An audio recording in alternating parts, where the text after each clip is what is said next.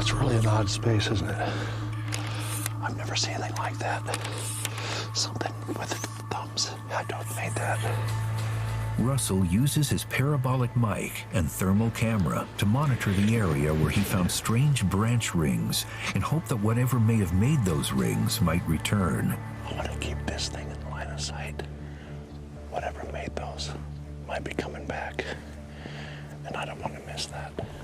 I want to see if we see anything with the thermal imaging, but I also want to listen to the night.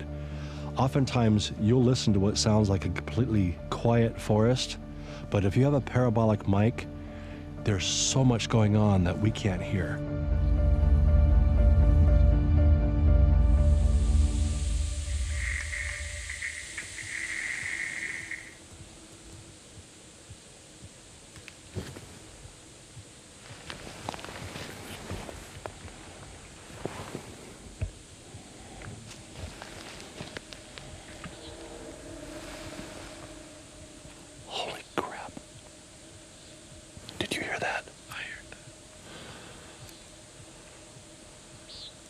If he's hearing it, it's much closer than you think.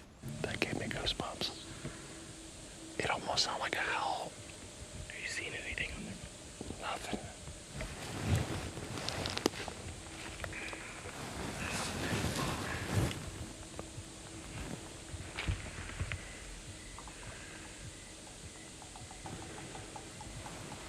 Were you able to hear that on audio?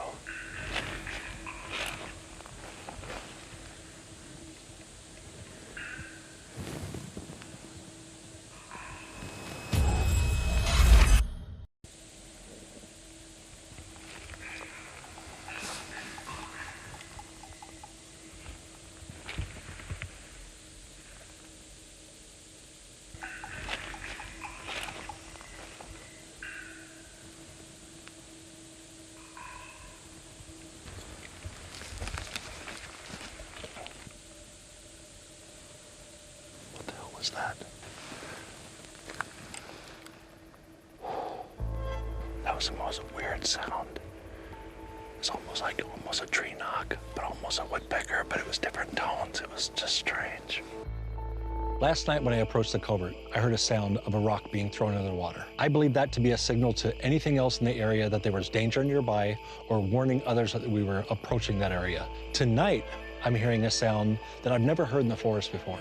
If they use a rock as a form of signaling, then it's not a leap to think that they're not using this clicking or chatter also as a form of signaling. And I can't decide whether I think it's warning the others that we're close by, or if it's directed at me to maybe tell me to get away. And let's just scour this hillside, work our way back and forth until we find some answers.